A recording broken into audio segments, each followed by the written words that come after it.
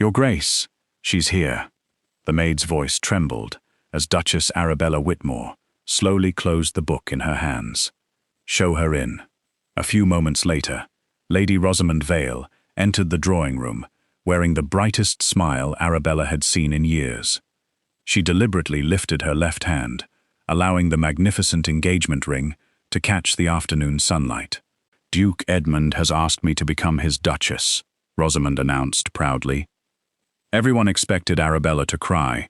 Instead, she stood, walked toward the woman who had taken her husband, held both her hands, and smiled. Congratulations. Rosamond blinked. You're not angry? Arabella leaned closer. You think you're taking my place, she whispered, but you're only taking my problems. Rosamond laughed, believing Arabella was simply hiding her heartbreak. She had no idea those words would become the most terrifying words she would ever remember, because behind the magnificent walls of Ravenshaw Hall was a nightmare no woman would willingly choose. And before long, Rosamond would discover exactly why Arabella had smiled when she lost everything. But before we uncover the secret behind Duke Edmund's perfect reputation, please like this video, subscribe to the channel, and tell us in the comments where you're watching from. Now, let's return to the day everyone believed Arabella Whitmore was the luckiest woman in England. Chapter 1. Whenever Duchess Arabella Whitmore entered a ballroom, conversations seemed to pause. At the royal palace, beneath enormous crystal chandeliers and walls lined with gilded mirrors, she was the woman everyone watched. Her ivory gown shimmered softly as she moved across the polished floor, while a delicate diamond necklace rested against her throat. Beside her stood Duke Edmund Ravenshaw, tall and impeccably dressed, in a black formal coat, his expression calm and confident. Together, they looked perfect. They looked like everything aristocratic society believed marriage should be. Her Grace is extraordinarily fortunate, one countess whispered. Fortunate? Another replied. She married the most influential duke in the county. Arabella heard the words and smiled politely. She had become very good at smiling. Edmund offered his arm as the orchestra began another waltz. My Duchess, he said warmly. Arabella placed her hand in his. Around them, noble couples watched with admiration as Edmund guided his wife effortlessly across the ballroom. When the dance ended, he bowed to her and kissed her hand. A murmur of approval swept through the room. What a devoted husband. What a beautiful marriage. What a lucky woman.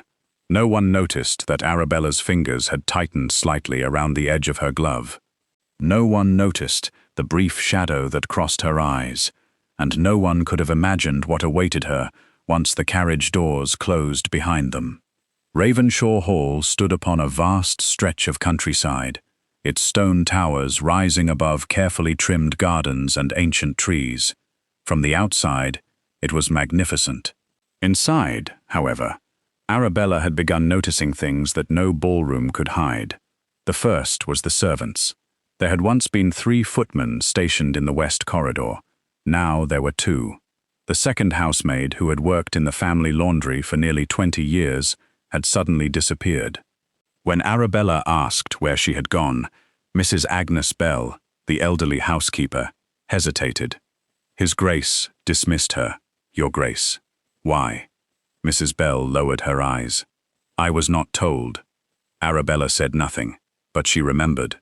The following week, another servant was dismissed, then another. At breakfast one morning, Arabella noticed an unopened letter beside Edmund's plate. The seal bore the crest of a London solicitor. Edmund reached for it before she could see the name. Is something wrong? She asked. Nothing that concerns you. His answer came too quickly. Arabella looked at him. I only ask because I noticed several suppliers have stopped delivering to the estate. Edmund slowly placed the letter beside his plate. Arabella. There was warning in his voice. She remained composed. I thought perhaps there was a difficulty with the accounts. The accounts are perfectly fine. Then why are the grocers demanding payment before delivery? Edmund's expression hardened. Because merchants are impatient. Arabella lowered her gaze to her tea. And the dismissed servants? What about them? There seemed to be fewer people working in the house every month. Edmund leaned back. You concern yourself with matters that are beneath you. Arabella looked up. Beneath me? You are the Duchess of Ravenshaw, he said coldly.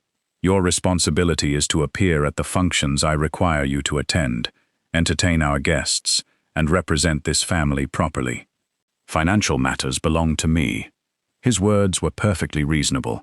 That was what made them so difficult to challenge. Arabella nodded. Of course. Edmund picked up his newspaper. The conversation was over, but Arabella's uneasiness remained.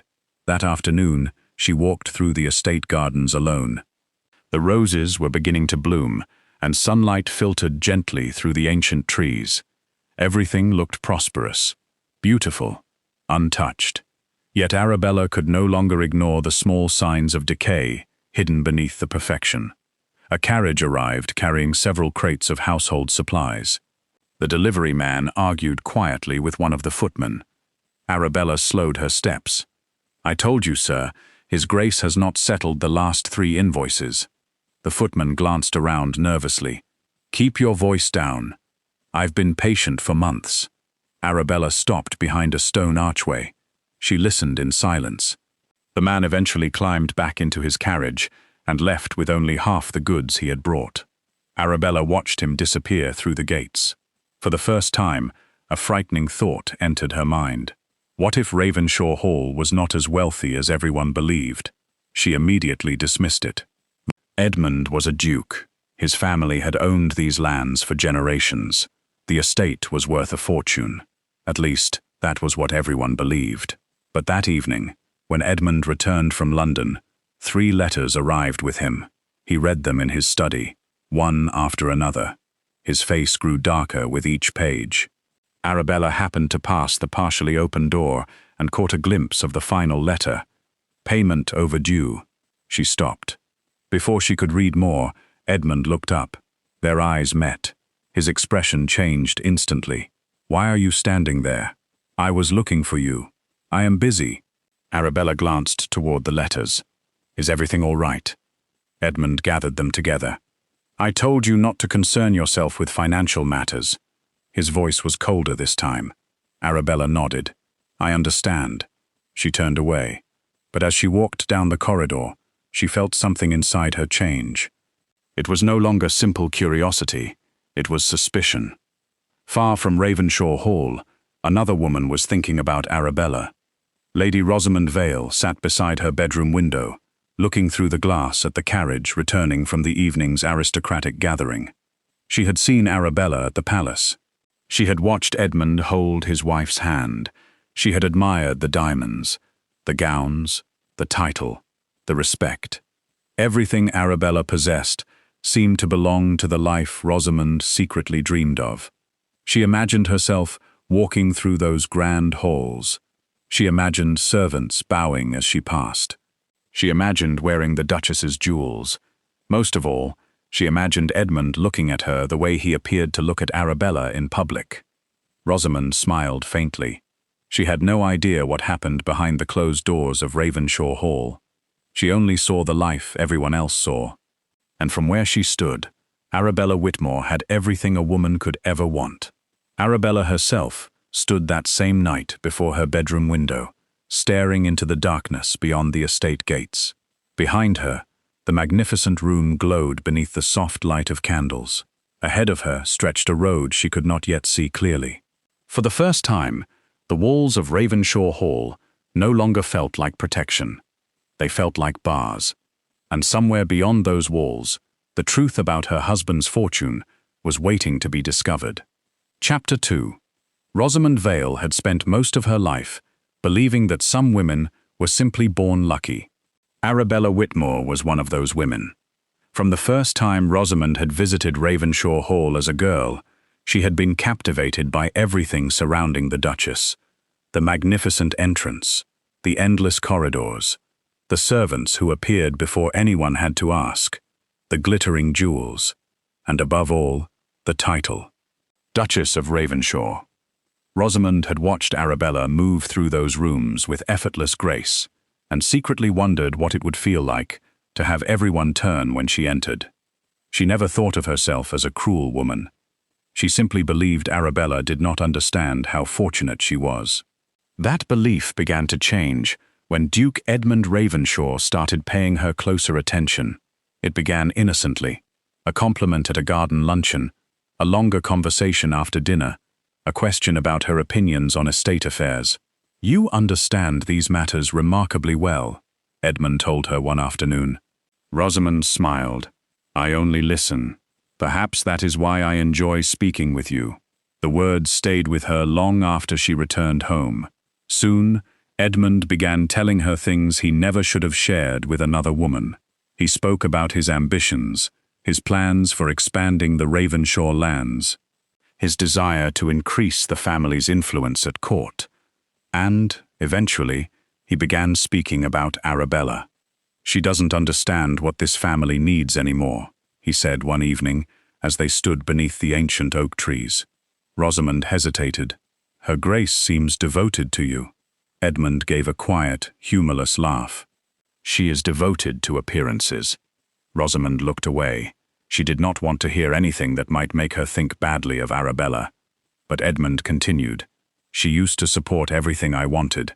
Now every decision becomes an argument. Perhaps she is worried about the estate." His expression tightened. "Arabella worries about things she cannot understand." Rosamond said nothing. Edmund turned toward her. "You would understand." Those 3 words were enough to awaken something dangerous inside her. Hope. For the first time, Rosamond wondered whether Edmund saw something in her that he no longer saw in his wife. Perhaps Arabella had grown cold. Perhaps their marriage had simply failed. Perhaps Rosamond could make him happy. She began telling herself that she wasn't stealing another woman's husband. She was merely becoming important to a man whose marriage was already broken. That explanation made it easier to sleep at night. Arabella noticed. She noticed the way Edmund's expression softened whenever Rosamond entered a room. She noticed how Rosamond laughed at his jokes. She noticed how often invitations arrived with Rosamond's name among the guests. And she noticed something else. Edmund no longer seemed worried about hiding their growing closeness. Arabella could have confronted him. She could have demanded an explanation. She could have fought for her marriage. But she did none of those things. Instead, she became quieter. There were questions she needed answered first. One evening, after Edmund retired to his study, Arabella remained alone in the drawing room. The fire crackled softly. She stared toward the corridor leading to his private office. For weeks, she had watched letters disappear behind that locked door. Tonight, she decided she would finally discover what they contained. The following morning, while Edmund was away in London, Arabella asked Mrs. Agnes Bell whether she knew where the spare keys to the old study were kept. The elderly housekeeper studied her carefully. "His Grace keeps that room locked, Your Grace." "I know." There was something in Arabella's voice that made Agnes pause. After a moment, she quietly reached into her apron and produced a small brass key. "I have served this family for 32 years, she whispered. "Sometimes knowing less keeps a person safe." Arabella accepted the key. "Then perhaps it is time I knew enough to protect myself." The study smelled faintly of leather, dust, and burning wood. Arabella closed the door behind her. For several seconds, she simply stood there. She had entered the room countless times while Edmund was present.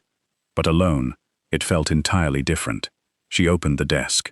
Letters, receipts, ledgers, bank statements, property documents. She began reading. At first, she did not understand what she was seeing. Then her hands went cold. Ravenshaw Hall owed money, a great deal of money, much more than she had imagined. She pulled another document from the drawer. A property in Kent had been mortgaged. Another document revealed that a substantial portion of the family's northern estate had also been used as security. Then another, and another. Arabella stared at the growing pile of papers. The Ravenshaw fortune wasn't secure. It was collapsing. The magnificent estate everyone envied was standing on borrowed money. She turned to the final ledger. There, among pages of figures, she found something that frightened her more than the debts. Several payments had been made from accounts connected to her own marriage settlement. Her family's money had been keeping Ravenshaw Hall alive. Arabella slowly lowered herself into Edmund's chair. For years, she had believed she was the Duchess because she had married a powerful man. Now she understood something far more disturbing. Perhaps Edmund had married her because her family could keep his failing world from collapsing. A carriage rolled into the courtyard outside. Arabella's heart jumped.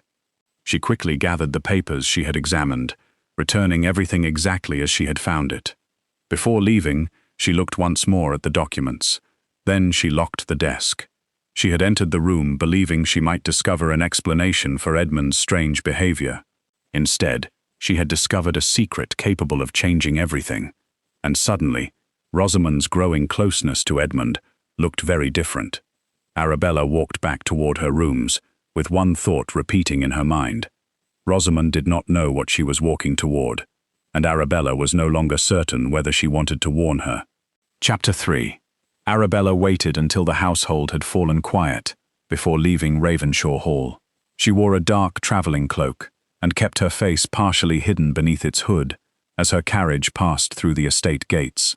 She had told no one where she was going, not even Mrs. Agnes Bell.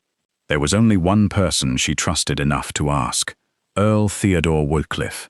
Theodore had known Edmund for nearly 20 years.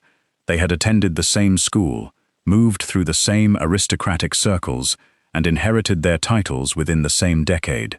If anyone knew what had happened to the Ravenshaw fortune, it was him. Their meeting took place at Theodore's private townhouse in London.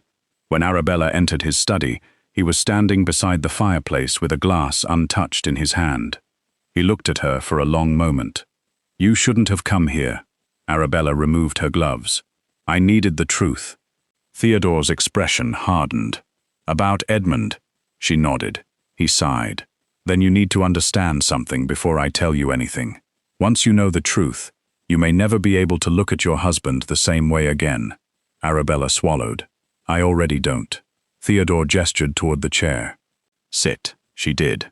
For several moments, the only sound was the quiet ticking of the clock on the mantel. Then Theodore finally spoke. "When Edmund's father died, he left behind more than an estate." Arabella looked at him. "He left debts." Debts? Massive ones. The words seemed to settle heavily between them. Theodore explained that Edmund's father had spent years borrowing against the Ravenshaw properties. Land had been mortgaged, investments had failed, creditors had been promised payments that never came. By the time Edmund inherited the title, Ravenshaw Hall was already in serious financial trouble. "But everyone believed the family was wealthy," Arabella whispered. "They were meant to." Theodore's voice was bitter. Edmund refused to sell the estate.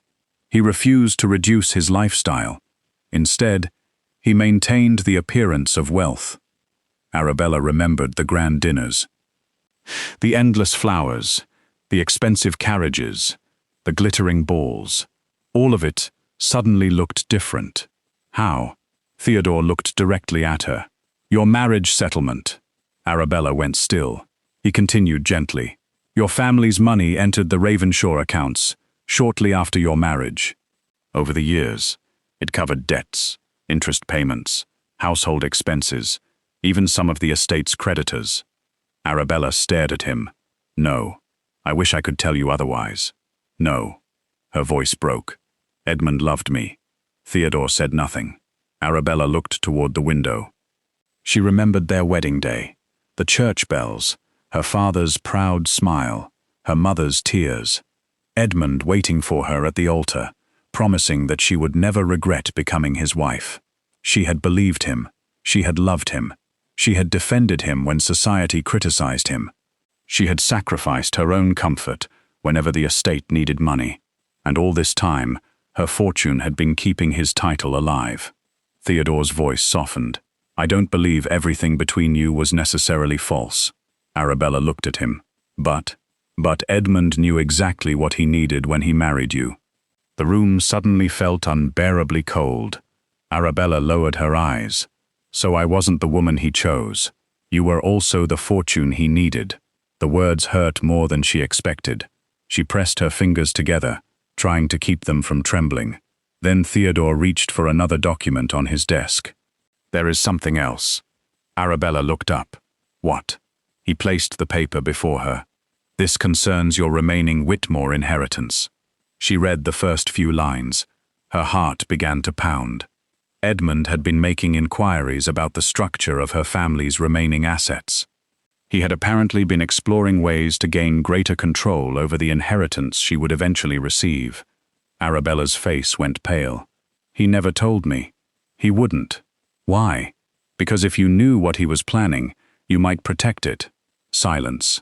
Then everything fell into place. The dismissals, the urgent letters, the sudden interest in Rosamond, the growing pressure inside the household. Edmund wasn't simply tired of his marriage. He was desperate. He needed another source of money. Arabella slowly stood. The marriage is failing because my fortune is running out. Theodore's expression told her she was right. And Rosamond? He hesitated. She comes from a wealthy family. Arabella closed her eyes. For one painful moment, she could not breathe. Rosamond believed she was being chosen because she was beautiful, because she understood Edmund, because she could make him happy. But Edmund wasn't searching for another woman. He was searching for another fortune. Arabella opened her eyes. The grief that had been there moments earlier was beginning to change. It was becoming something colder, something stronger. Theodore watched her carefully. You must protect yourself. I will. Do not confront Edmund yet. Arabella nodded. If he discovers that you know, he will move quickly. She looked toward the door. For years, she had believed the greatest threat to her marriage was another woman. Now, she understood the truth. Rosamond was not the reason Edmund wanted her gone. Rosamond was simply the next opportunity. Arabella picked up her gloves. Before leaving, she turned to Theodore. Thank you for telling me, he nodded. But as Arabella stepped into the waiting carriage, the pain in her heart remained. She had spent years believing she was building a marriage. Now she understood that Edmund had been building something else, a fortune, and she had been paying for it. Chapter 4. Arabella returned to Ravenshaw Hall with a different kind of silence inside her. She had expected anger. She had expected tears. Instead, there was a strange clarity.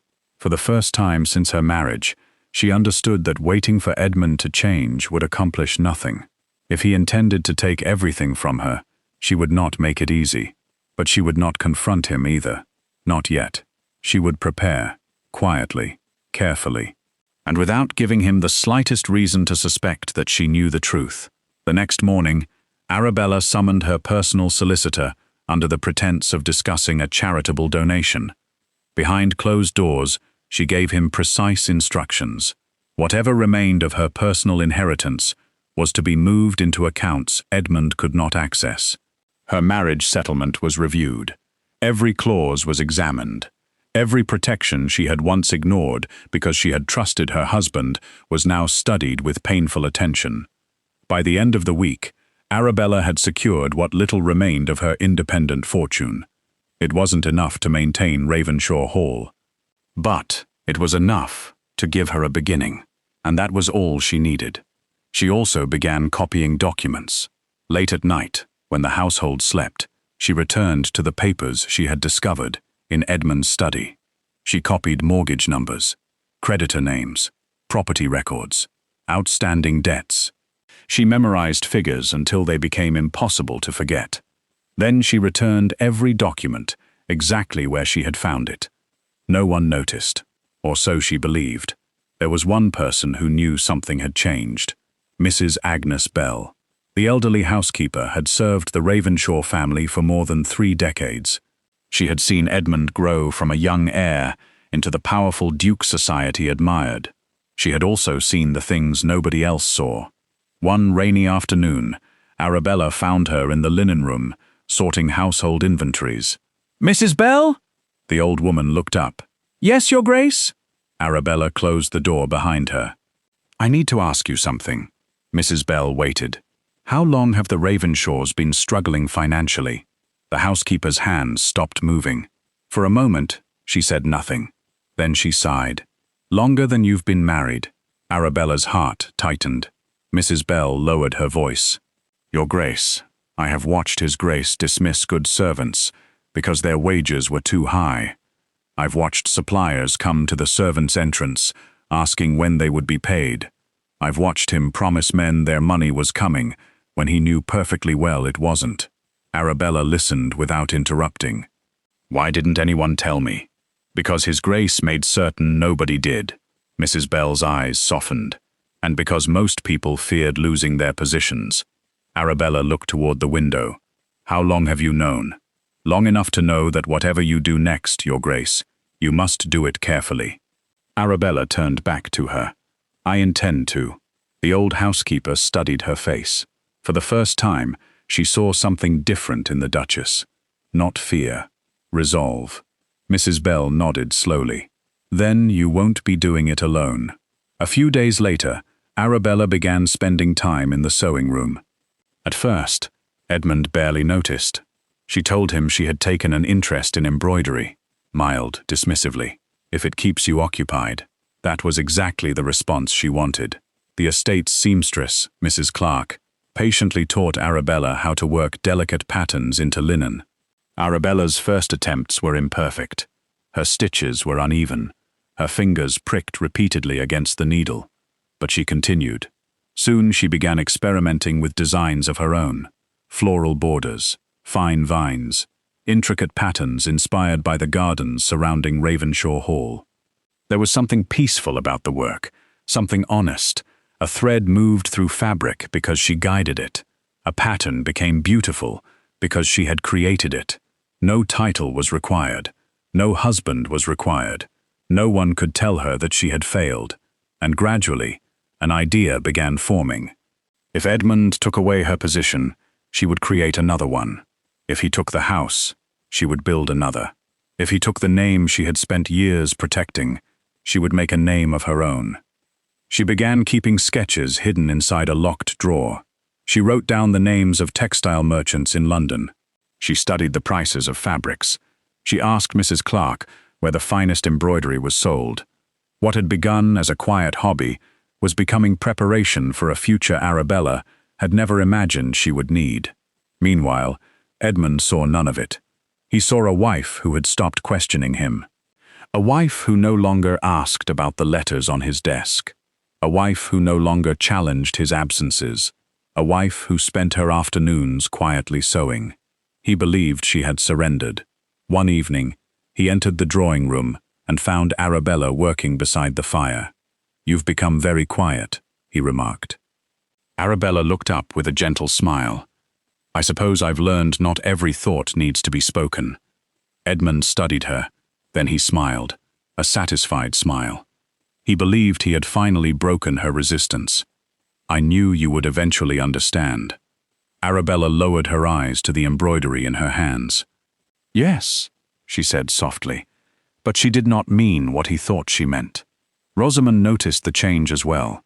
Whenever she saw Arabella at social gatherings, the Duchess no longer seemed interested in Edmund's attention. She didn't compete. She didn't glare. She didn't even seem jealous. To Rosamond, it looked like surrender, and that made her confidence grow. Edmund had told her that his marriage was already over. Now Arabella's behavior appeared to prove it. Rosamond began imagining herself inside Ravenshaw Hall. She imagined the title, the jewels, the servants, the Duke standing beside her at grand occasions. She did not know that every step she took toward Edmund was bringing her closer to the very life Arabella was preparing to escape. And while Rosamond dreamed about becoming Duchess, Edmund quietly began making arrangements of his own. Letters were exchanged, meetings were held, plans were discussed behind closed doors. He had decided that his marriage to Arabella would end publicly. Soon, society would be told that the Duchess of Ravenshaw had failed to fulfill her place beside her husband. Soon, another woman would stand where Arabella had stood, and Edmund believed Arabella would have no choice but to accept it. He did not know that while he was preparing to replace his wife, Arabella was preparing for a life in which she would no longer need him at all. Chapter 5. The night of the royal gathering arrived beneath a sky washed silver by the winter moon. Inside the grand ballroom, Hundreds of candles burned beneath crystal chandeliers, their light reflecting across polished marble and glittering jewels. Arabella stood among the other noble women in a deep emerald gown, her posture graceful, her expression composed. She already knew what Edmund intended to do. She had known for days. But knowing did not make the moment easier. Across the ballroom, Lady Rosamond Vale stood beside her family, dressed in pale silver silk.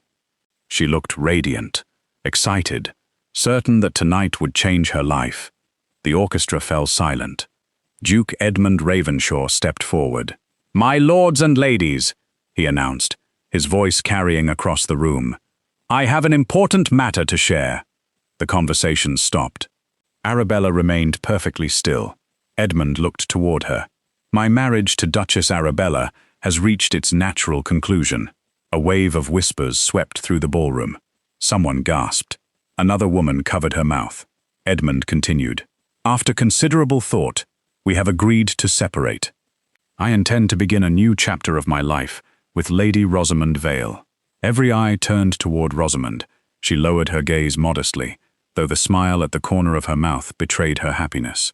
Arabella heard the whispers beginning around her. She must be devastated. After everything she has done to maintain that marriage, poor Duchess. But Arabella felt something unexpected. Relief. For years, she had imagined this moment ending with her on her knees, begging Edmund not to abandon her. Instead, she felt as though a door had finally opened. Edmund extended his hand toward Rosamond. Rosamond took it. The room applauded.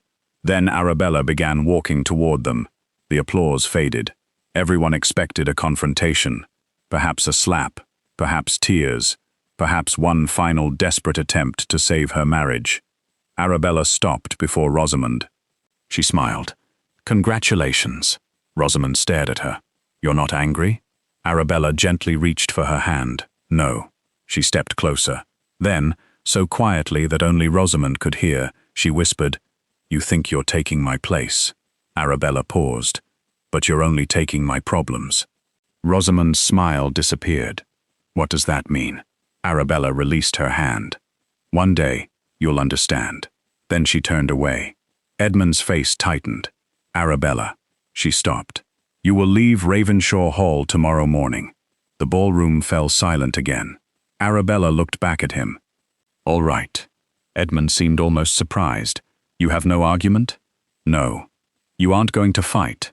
Arabella's expression remained calm. "No." For perhaps the first time in their marriage, Edmund looked uncertain, but only for a moment. He turned back toward Rosamond. And the orchestra began playing again. The celebration continued. Before dawn, Arabella returned to Ravenshaw Hall. She walked through the corridors slowly, memorizing nothing. There was no reason to. She had spent years believing those rooms belonged to her. Now she understood they never had. In her bedroom, she opened the small locked drawer hidden beneath a stack of linens. Inside were the final documents concerning her remaining Whitmore inheritance. The papers Edmund had never discovered. Arabella placed them carefully inside a leather case. Then she looked around the room. Her wedding portrait hung above the fireplace. For a moment, she stared at the younger woman in the painting. That woman had entered Ravenshaw Hall, believing love would be enough. Arabella lowered her eyes. "I'm sorry," she whispered. Not to Edmund, to herself. Then she closed the case. By sunrise, a single carriage waited outside the estate. Arabella stepped through the front doors, carrying only a few personal belongings. Mrs. Agnes Bell stood nearby, fighting back tears. "Your Grace," Arabella smiled. "Don't call me that anymore." The old housekeeper shook her head. "You'll always be Her Grace to me." Arabella embraced her. Then she climbed into the carriage.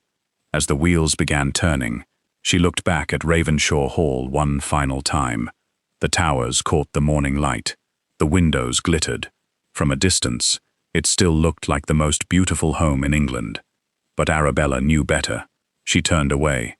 Behind those walls, Rosamond would soon begin the life she had dreamed about. And that night, while society celebrated the new Duchess who had supposedly won everything, Arabella sat alone in a modest room in London. She opened her leather case. Her inheritance documents were still there. Her freedom was still hers. For the first time in years, nobody could tell her where to go, what to wear, whom to please, or how to live. Arabella looked toward the window as the city slowly awakened. She had lost a title. She had lost a mansion. She had lost a husband she once loved. But she had finally gained something none of them could take from her. Her life. Chapter 6. Arabella's new home stood on a quiet London street, far removed from the grand avenues where she had once traveled in a private carriage. It was a modest townhouse, with narrow windows, a small sitting room, and only 2 servants. The first morning, Arabella woke before sunrise. For a moment, she lay perfectly still. There were no footsteps rushing through corridors, no maid waiting outside her bedroom, no summons from Edmund, no fear of discovering another letter waiting on the breakfast table. Only silence. Arabella opened her eyes and stared at the unfamiliar ceiling. Then, unexpectedly, she smiled. She had slept peacefully. For the first time in years, the freedom was frightening at first. She had to learn how to manage things she had never been expected to manage herself. She visited markets without an entourage. She chose her own meals. She counted every expense. Her wardrobe became smaller. Her jewelry was rarely worn. There were days when she missed the comfort of Ravenshaw Hall, but whenever loneliness threatened to convince her that she had made a mistake, Arabella remembered the locked doors, Edmund's cold voice, and the constant feeling that she was walking carefully through a life that could collapse beneath her. She never went back. Instead, she returned to the one thing that had quietly given her confidence before she left: her embroidery. What began as a private skill soon became something more. Arabella embroidered table linens, decorative cushions, handkerchiefs, and delicate coverings for wealthy London households.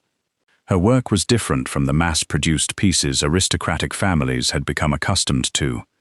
Every design was carefully drawn. Every stitch was deliberate. She used patterns inspired by English gardens, old family crests, birds, vines, and flowers. Her first few pieces sold slowly. Then a countess purchased one. Another followed. Then a prominent society hostess ordered an entire collection for an upcoming gathering. Within months, women began asking one another where they had found such exquisite work. The answer was always the same: Arabella Whitmore. Her name began traveling through London again. But this time, it wasn't followed by the word Duchess. It was followed by something she had never expected: artist. One afternoon, Earl Theodore Wycliffe visited her modest townhouse. He examined several finished pieces spread across the dining table. "You've done all this yourself?" Arabella nodded. Theodore picked up a delicate embroidered panel. "This is remarkable," she smiled. "I've been practicing." "Practicing?" He looked at her. "Arabella, this isn't practice anymore." He placed the panel carefully back on the table. "You need a workshop." She laughed softly. "With what money?" "The money you've earned." Arabella looked at him. He smiled. "You've spent your entire life being told what you couldn't do. Perhaps it's time you discovered what you can." His words stayed with her. Within weeks, Arabella rented a small building in one of London's quieter commercial streets. It wasn't grand. There were no marble floors, no gilded ceilings, just large windows, wooden tables, bolts of fabric, shelves of thread, and enough space for several women to work. She hired women who had struggled to find respectable employment. Some were widows. Some were daughters supporting their families. Some had simply been overlooked because society considered their circumstances inconvenient. Arabella understood them. She understood what it meant to have your future decided by people who believed they knew your worth. So she paid them fairly. She taught them what she knew, and she listened. The little workshop began to flourish. Orders multiplied. Soon, Arabella needed more hands, then more space. The modest workshop became a proper textile house. Her designs appeared in aristocratic homes throughout London. A royal household placed an order, then another. Her work became known for its elegance and extraordinary craftsmanship. And Arabella discovered something that surprised her. She loved it. Not because it made her wealthy, not because it restored her social position, but because every success belonged to her. No husband could claim credit. No family could say her achievements came from a title. Every beautiful piece carried the evidence of her own hands. One evening, Arabella stood inside the workshop, watching her employees finish an enormous embroidered wall hanging. The room was filled with laughter, conversation, and the soft movement of needles through fabric. She looked around. This was hers. Not inherited, not borrowed, not purchased with someone else's name. Built. She touched the edge of the fabric and smiled. "I think I'm finally beginning to understand," she whispered. A young seamstress looked up. "Understand what, ma'am?" Arabella smiled. "That I was never valuable because I was a duchess." She looked around at the women working beside her. "I was valuable before anyone ever called me one." Meanwhile, across the countryside, Edmund waited. At first, he expected Arabella to return within weeks, then months. He assumed the expenses of London would overwhelm her. He believed she would eventually realize that life without Ravenshaw Hall was impossible.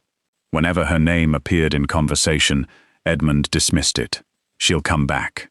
But she didn't. Then he heard whispers. Arabella had opened a workshop. Her business was succeeding. Aristocratic women were purchasing her designs. Her name was appearing in fashionable circles again. Edmund refused to believe it. "She knows nothing about business." But the reports continued. Her orders increased. Her reputation grew. Her employees multiplied.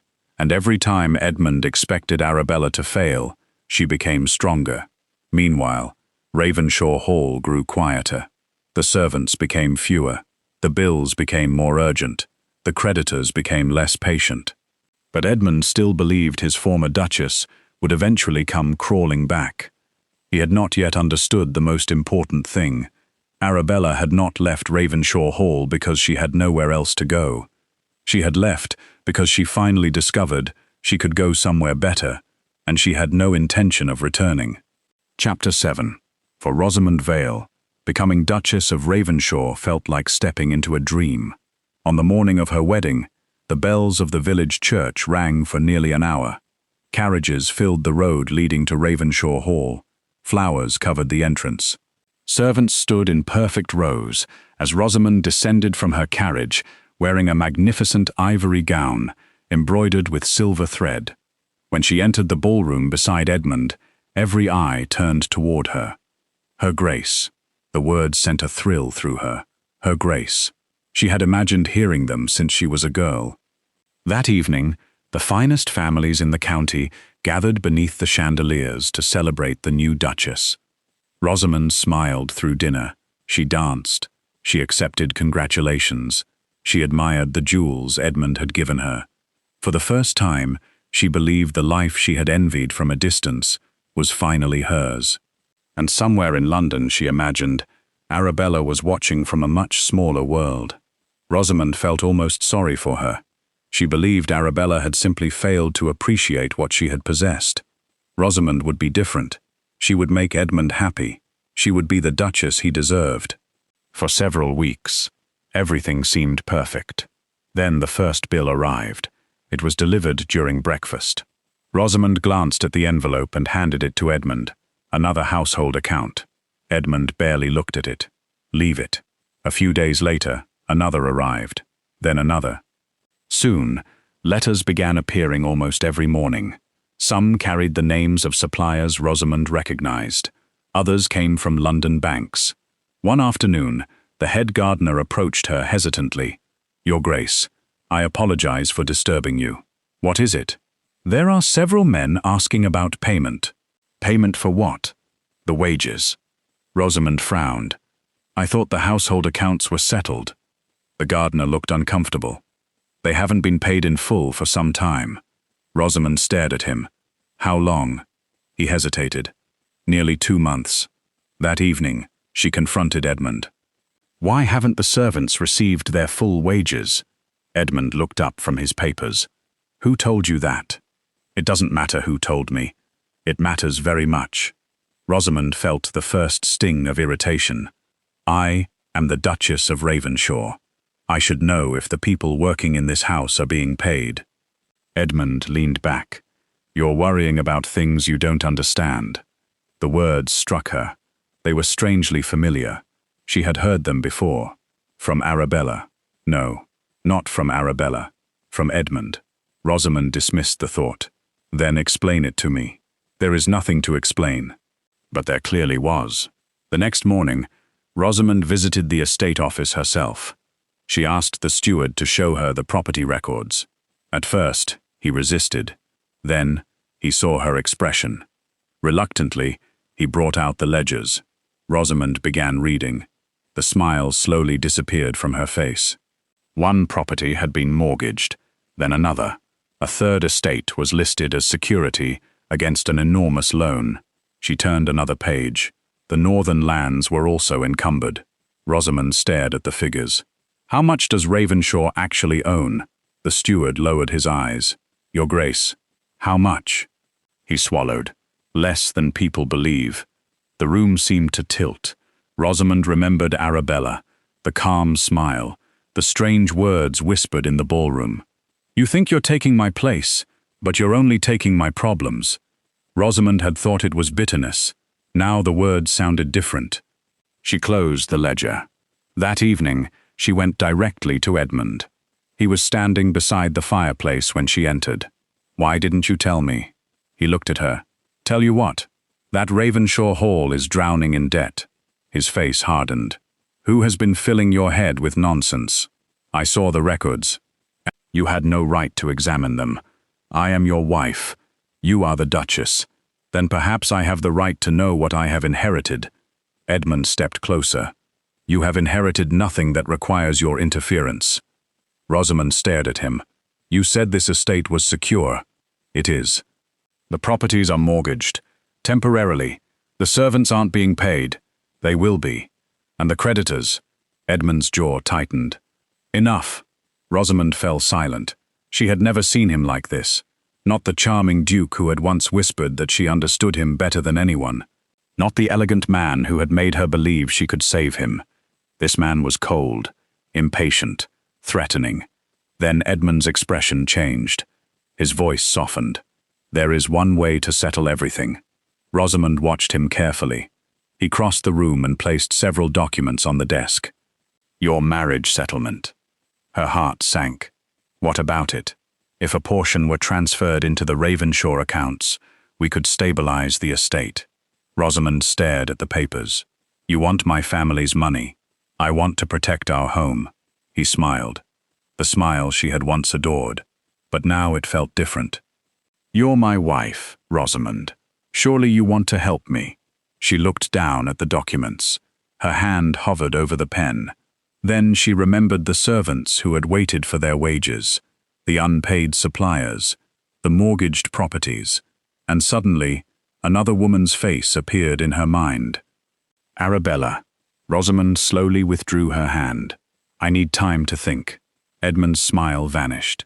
You don't need time. I said I need time. His voice became dangerously quiet. Don't make the mistake of believing you have the luxury of refusing me. Rosamond looked up. For the first time, she was afraid of her husband, and in that moment, she finally understood.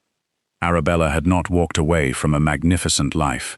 She had escaped a man who had been waiting for someone else to pay the price for his failures. Rosamond looked at the unsigned documents. The dream she had fought so hard to inherit suddenly felt like a trap, and she was already inside it. Chapter 8. The house was silent long after midnight. Rosamond sat alone in her bedroom, staring at the unsigned documents Edmund had left on his desk. She had not touched them. She could not. Every time she closed her eyes, she saw Arabella leaving Ravenshaw Hall with almost nothing. At the time, Rosamond had believed she was watching a defeated woman. Now she wondered whether she had been watching the only person in the house who had truly won. A faint sound came from the corridor. Rosamond rose. Edmund was away in London. The servants had retired, and for the first time, she found herself standing before the door to his private study. She turned the handle, unlocked. Her heart began to pound. She stepped inside. The room was exactly as she remembered it, but now everything seemed sinister. The polished desk, the locked cabinets, the shelves of legal volumes, the family portraits staring down from the walls. Rosamond began searching. At first, she found nothing. Then, inside a drawer beneath several old account books, she discovered a bundle of letters tied with black ribbon. She untied them. The first letter was from a bank. The second was from a solicitor. The third made her hands tremble. It contained a detailed account of money transferred from the Whitmore family settlement into Ravenshaw accounts. Year after year, payment after payment. Rosamond read until the words blurred before her eyes. Arabella's money had not merely helped the estate, it had kept the entire illusion alive. The grand dinners, the expensive renovations, the household expenses, the lavish social appearances, all of it had been financed, in part, by the fortune Edmund had acquired through his marriage to Arabella. Rosamond's breathing became shallow. She reached for another letter. This one was newer. Her eyes moved across the page. A solicitor had outlined the expected value of Rosamond's marriage settlement.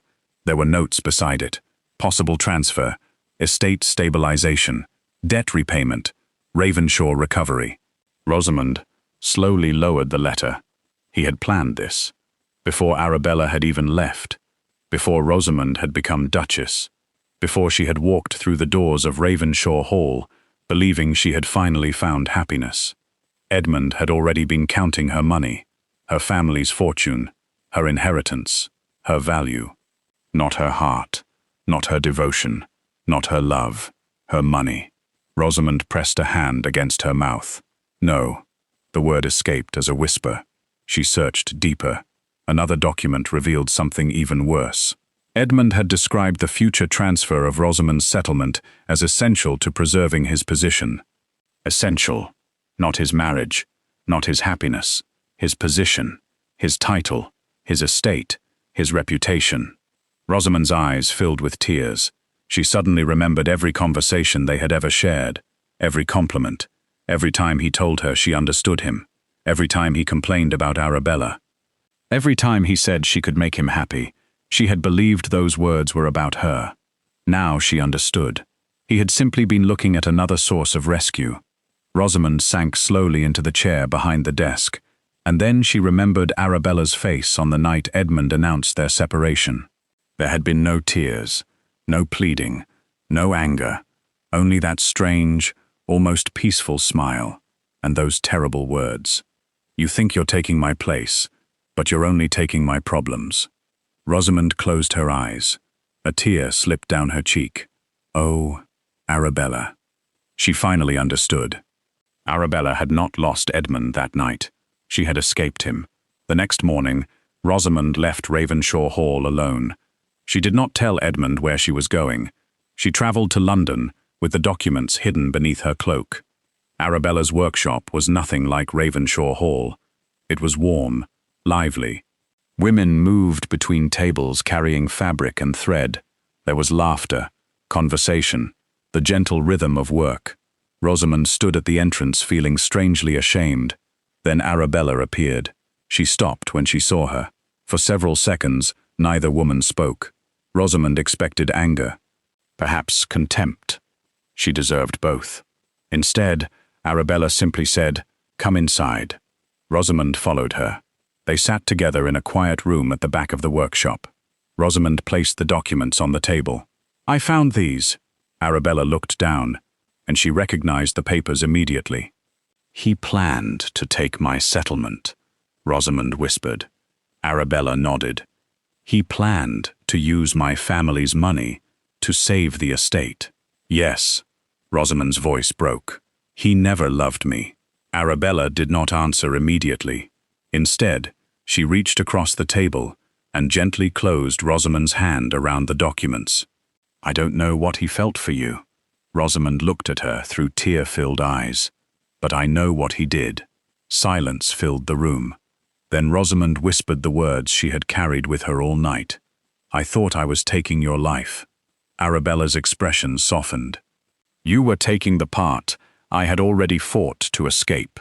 Rosamond began to cry. "I was so jealous of you. I know. I thought you had everything.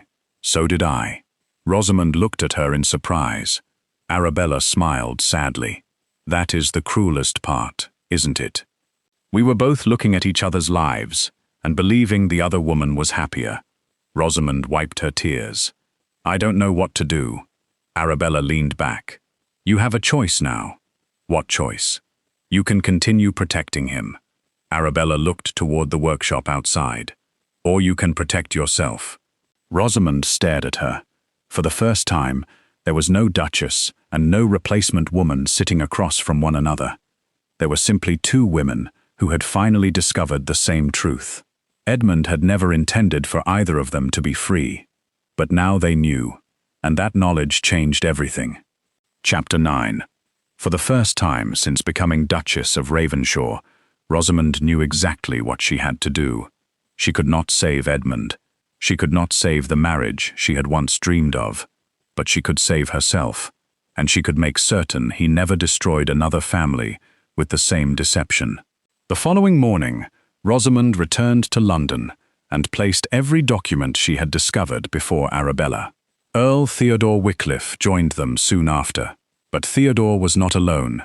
With him came Dr. Alistair Pembroke, a physician who had treated members of the Ravenshaw household for years. He carried a leather case filled with papers. "These are copies of correspondence Edmund sent to his father's physicians and creditors," Alistair explained. Arabella looked at him. "What do they prove?" "That Edmund knew the estate was failing long before your marriage." He opened the case. "There are also records showing that he concealed the extent of the debts from you, while presenting himself publicly as financially secure." Rosamond's face tightened. "So he knew." "He knew everything," Theodore replied. "They spent the entire afternoon assembling the evidence: bank records, mortgage documents, letters from creditors, copies of Edmund's private correspondence, records showing the movement of Arabella's marriage settlement, and finally, documents proving Edmund had planned to obtain Rosamond's fortune as well. Piece by piece, the illusion of Duke Edmund Ravenshaw's prosperity came apart. But before they could present the evidence, Edmund discovered what they were doing. That evening, a message arrived. Edmund wanted to see Arabella. She refused. Instead, he came to Theodore's townhouse himself. He entered the study with the confidence of a man who still believed his title could protect him. "You have all made a serious mistake." Theodore remained seated. Rosamond stood beside Arabella. Edmund looked at her with disbelief. "You've been speaking to them." Rosamond did not answer. He turned to Arabella. "You think a few old documents will destroy me?" Arabella met his eyes calmly. "No." She paused. "Your own actions will." Edmund's expression darkened. "You forget who you're dealing with." "No," Arabella said quietly. "I remember exactly who you are." His face hardened. "You have no idea how powerful my connections are." Theodore rose. "Then perhaps you should test them." Edmund looked from one face to another. For the first time, uncertainty entered his eyes. He left without another word, but his confidence had begun to crack. Within days, the evidence reached the proper authorities. The matter could no longer be contained within aristocratic drawing rooms. Financial investigators examined the Ravenshaw accounts. Solicitors reviewed the mortgages. Creditors produced their own records. And suddenly, the truth that Edmund had hidden for years became impossible to bury. The newspapers began asking questions. How had the Duke maintained such a lavish lifestyle while drowning in debt? Where had the money come from? Why had Arabella's family fortune been used to support Ravenshaw Hall? And why had the Duke attempted to secure another fortune immediately after separating from his wife? Society watched in disbelief. The same people who had once admired Edmund's magnificent dinners now whispered about his dishonesty. The same men who had once competed for his friendship stopped answering his letters. One by one, his aristocratic allies disappeared. Then the creditors came. The gates of Ravenshaw Hall were no longer guarded against ordinary visitors. They were being opened for officials. Properties were seized. Accounts were frozen. Furniture and valuables were inventoried. The magnificent estate that Edmund had spent years pretending to control was no longer truly his to command. He stood inside the great hall as strangers examined the possessions he had once displayed with pride. The portraits of generations of Ravenshaws remained on the walls, but the power those portraits represented was gone. His title could not pay the debts, his connections could not erase the documents, and his reputation could not survive the truth. Then came the moment Arabella had never expected. Her name appeared in the newspapers, not as the disgraced Duchess who had been cast aside, not as the woman who had supposedly failed her husband, but as the woman whose fortune had been exploited to preserve the Ravenshaw estate. The same society that had once pitied her now spoke of her with admiration. At a gathering in London, a countess who had once whispered about Arabella's failed marriage approached her. "I owe you an apology." Arabella looked at her. "For what?" "For believing you were the one who had ruined the marriage." Arabella gave a small smile. "You believed what you were shown." The countess lowered her voice. "We all did." Arabella looked across the room. She saw Rosamond standing beside her family. She saw Theodore speaking with several influential gentlemen, and for the first time, she felt no bitterness toward the society that had once judged her. They finally knew the truth. That was enough. Weeks later, Arabella stood outside Ravenshaw Hall, one final time. The estate was quiet. The windows that had once glowed with candlelight were dark. There were no grand dinners, no orchestra, no servants rushing through the corridors. No duke standing proudly beneath the family crest. Edmund's perfect world had collapsed, but Arabella's had not. She had lost the title. She had lost the marriage. She had lost years of her life. Yet she had rebuilt herself from the ruins. Beside her, Rosamond stood silently. "I used to think this place meant everything," Rosamond said. Arabella looked toward the great doors. "So did I." Rosamond lowered her eyes. "I'm sorry." Arabella gently touched her arm. "You don't have to be." They stood together for a moment. Two women who had once believed they were enemies. Two women who had finally learned the same truth. Then Arabella turned away from Ravenshaw Hall. She did not look back. Behind her, the estate remained standing, but the illusion was gone, and so was the man who had once believed a title could make him untouchable. Chapter 10. Several years had passed since the night Arabella Whitmore walked away from Ravenshaw Hall, and yet, in certain corners of London, her name was spoken more often than it ever had been when she was Duchess. Her textile house had grown from a small workshop into one of the city's most respected establishments. What had once been a handful of women working around wooden tables had become dozens of skilled seamstresses, designers, and apprentices. Arabella had made certain that women who had once struggled to find honest work were given a place there. Some had lost husbands. Some had been abandoned by their families. Others had simply been told that their circumstances made them unsuitable for respectable employment. Arabella never asked them where they had come from. She cared about where they were going. The walls of the workshop were now lined with finished designs, fine embroidered curtains, delicate table linens, hand-worked gowns, magnificent pieces commissioned by some of the most influential families in England. And beneath every achievement was the same truth. Arabella had built it herself. One spring morning, an invitation arrived bearing the royal seal. Arabella opened it at her desk. A royal gathering. Years earlier, an invitation like this would have belonged to the Duchess of Ravenshaw. Now it belonged to Arabella Whitmore. She attended wearing a simple but exquisite gown of her own design. When she entered the ballroom, conversations briefly paused. Some recognized her immediately. Others whispered her name. But this time, no one introduced her as a duke's wife. They spoke of her textile house, her designs, her charitable work, her success. Arabella smiled quietly. It was a strange feeling, to be respected without needing anyone's title attached to her name. Across the ballroom stood Earl Theodore Wycliffe.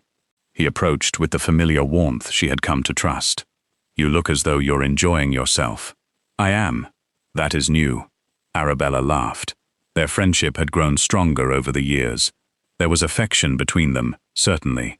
Perhaps, one day, there might be something more. But neither felt the need to rush toward it. For the first time in Arabella's life, she understood that love did not need to feel like a contract. It could simply be companionship, trust, choice. And if another chapter ever came, she would enter it freely. Not because she needed rescuing. Rosamond had rebuilt her life too. She no longer lived beneath the Ravenshaw name. After the collapse of the estate, she returned to her family's country home and devoted herself to charitable work. She and Arabella did not become inseparable. They did not need to. Their friendship was quieter than that. Occasional letters, a visit from time to time, a shared understanding that required very few words. There was no bitterness between them anymore, only forgiveness. As for Edmund, his downfall was complete. Ravenshaw Hall passed into other hands. The fortune he had spent years pretending to possess was gone. The society that once admired him now remembered him as a warning. A man who had believed his title made him untouchable. It had not. Years later, his name still appeared occasionally in old conversations, but never with admiration, and never with fear. His power was gone. One afternoon, sunlight poured through the tall windows of Arabella's workshop. The room was alive. Women laughed as they worked. Needles moved through fabric. Someone called across the room for more thread. Another seamstress held up a finished design, and the women around her applauded. Arabella stood near the center of it all, watching. A young employee approached, carrying a beautifully embroidered piece. "Your Grace?" Arabella turned. The young woman immediately corrected herself. "I'm sorry." "Mrs. Whitmore." Arabella smiled. "You may call me whatever feels natural." The young woman smiled nervously. Then she hesitated. "May I ask you something?" "Of course. Do you ever miss Ravenshaw Hall?" Arabella looked toward the windows. For a moment, she saw it again. The great stone towers, the sweeping staircase, the ballroom filled with music, the woman she had once been. She smiled softly. "Sometimes I miss who I thought I was there." The young woman listened. Arabella looked around the workshop. At the women working beside her. At the fabrics she had designed. At the business she had built. At the life that belonged entirely to her. "But I don't miss who I had to become to survive it." The young woman smiled. Arabella returned to her desk. She picked up her needle and guided it carefully through the fabric. Outside, sunlight spilled across the street. Inside, the workshop continued to hum with life. Arabella no longer needed the title she had once believed defined her. She no longer needed Ravenshaw Hall. She no longer needed Edmund's approval. She had discovered something far more valuable. Her dignity, her freedom, her voice, her own name. And as she looked around at everything she had built from the ruins of the life she once thought she could never survive without, Arabella finally understood the greatest truth of all. Losing the life she had envied was not the end of her story. It was the beginning of her freedom. Sometimes losing the life you thought you needed is the very thing that sets you free. Arabella lost her title, her marriage, and the home she once believed defined her wine. But in the end, she found something far more valuable, herself. And perhaps that is the greatest victory of all. If Arabella's story touched your heart, please like this video, subscribe to the channel for more emotional aristocratic stories, and tell us in the comments, would you have walked away like Arabella, or would you have fought to save the marriage?